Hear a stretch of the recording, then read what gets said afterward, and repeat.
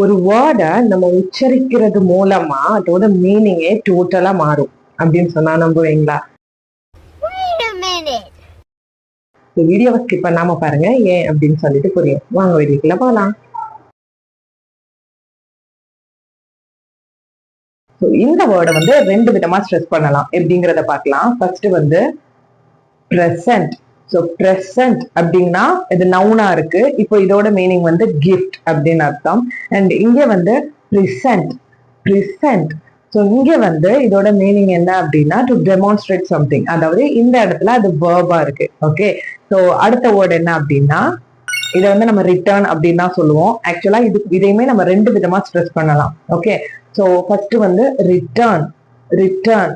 So இது வந்து ஒரு இன்வெஸ்ட்மெண்ட் பண்ணும்போது நமக்கு கிடைக்கிறது சொல்றது. அண்ட் இன்னொன்னு வந்து ரிட்டர்ன். ரிட்டர்ன். ஸோ இங்க வந்து இதோட மீனிங் என்னன்னா திரும்ப பெறுறதுன்னு சொல்லுவோம்ல, அதுதான்.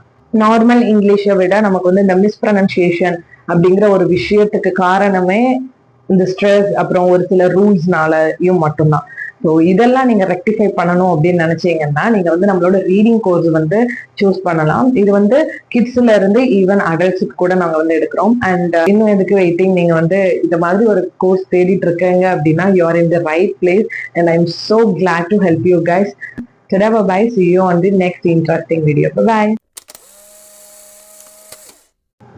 ஒரு வேர்டை நம்ம உச்சரிக்கிறது மூலமா அதோட மீனிங்கே டோட்டலா மாறும் அப்படின்னு சொன்னா நம்புவீங்களா? வீடியோவை ஸ்கிப் பண்ணாம பாருங்க, ஏன் அப்படின்னு சொல்லிட்டு புரியும். வாங்க வீடியோக்குள்ள போலாம்.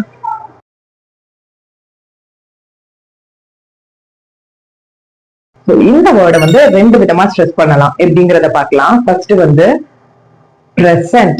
ஸோ பிரசன்ட் அப்படின்னா இது நவுனா இருக்கு. இப்போ இதோட மீனிங் வந்து கிஃப்ட் அப்படின்னு அர்த்தம். அண்ட் இங்க வந்து ப்ரிசன்ட். ப்ரிசன்ட்.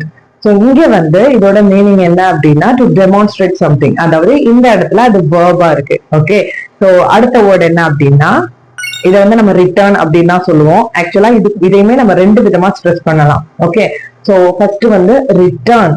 ரிட்டர்ன். ஸோ இது வந்து ஒரு இன்வெஸ்ட்மெண்ட் பண்ணும்போது நமக்கு கிடைக்கிறது சொல்றது.